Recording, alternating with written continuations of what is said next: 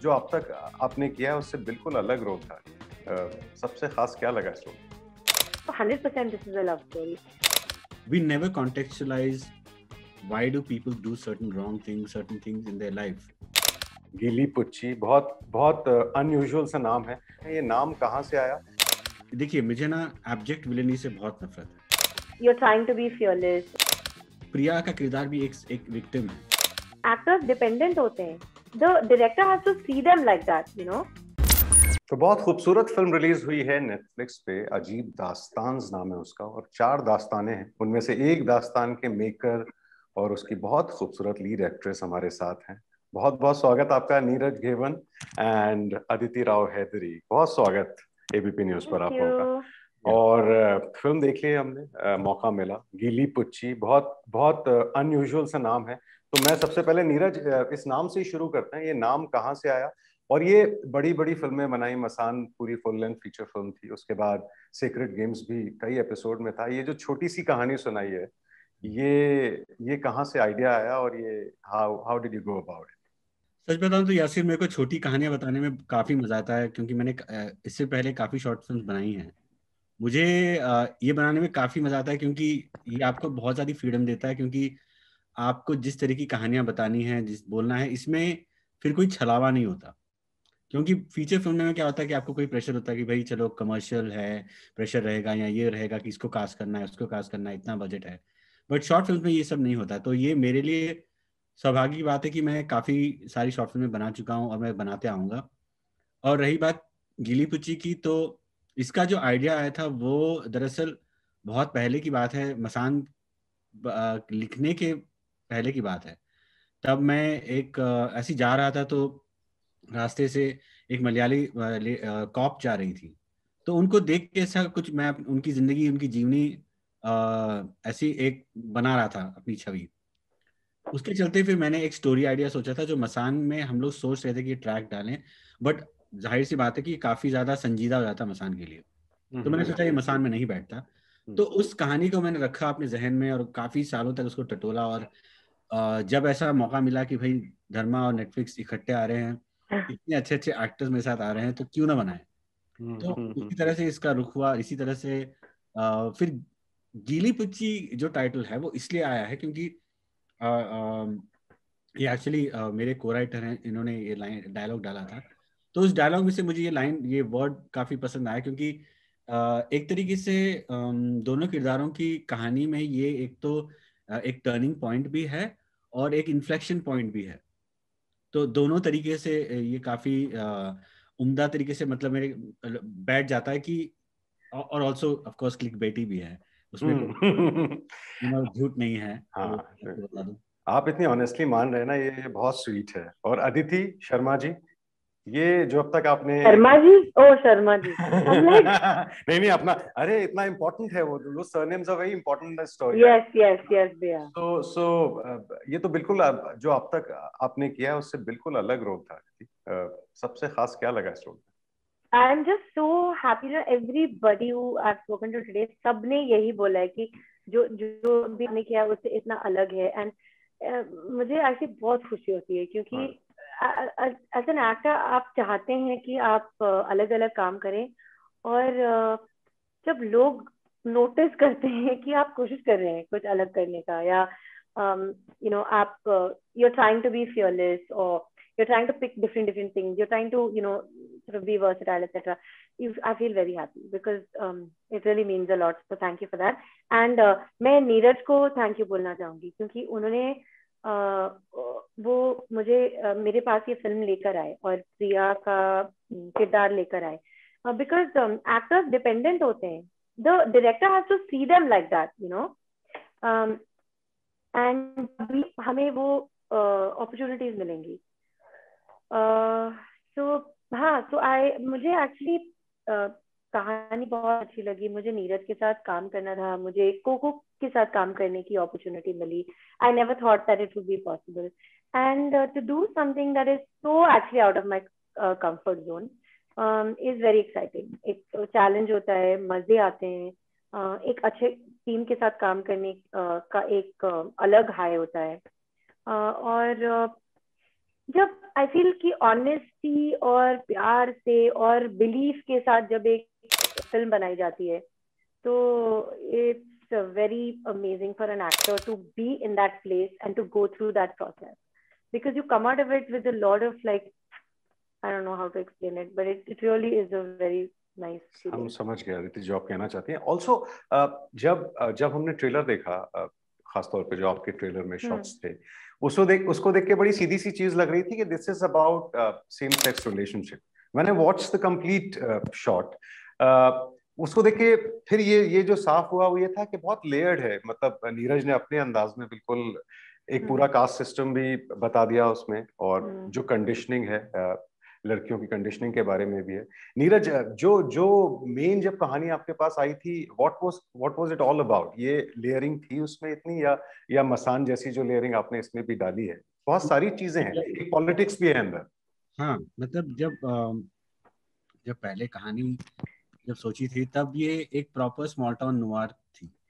मतलब तब इतनी लेयर्स नहीं थे उसमें। यही था कि it is just one person wanting to go to any length to get their job.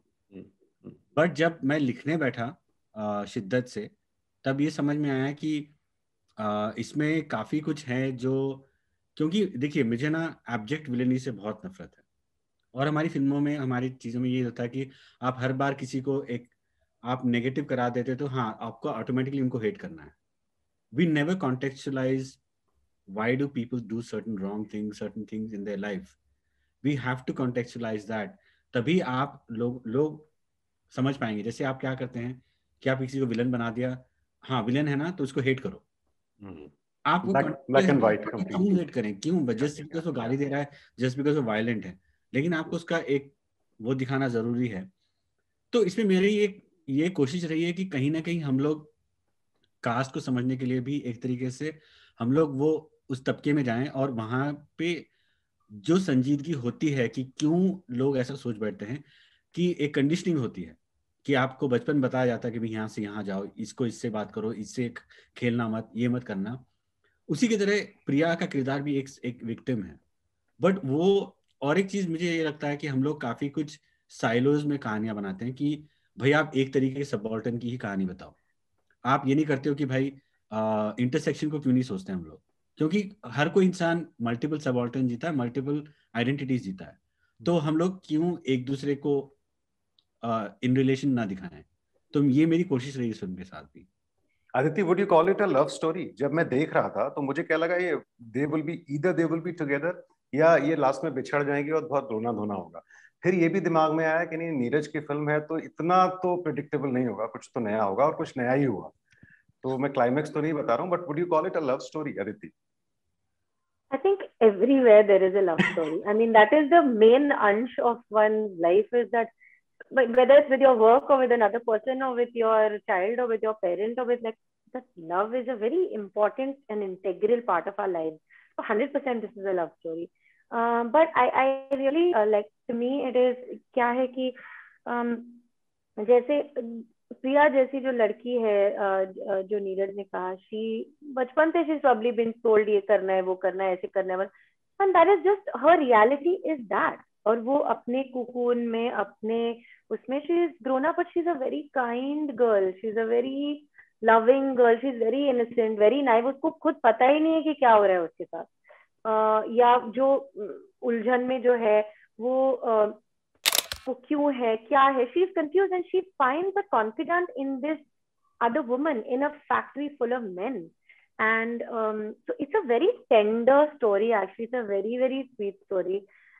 And then of course the contextual जो 80 million layers अच्छे से नीरज ने जो क्वाइटली वहां पे हैदराबादी बिरयानी की तरह एग्जैक्टली हैदराबादी हैं।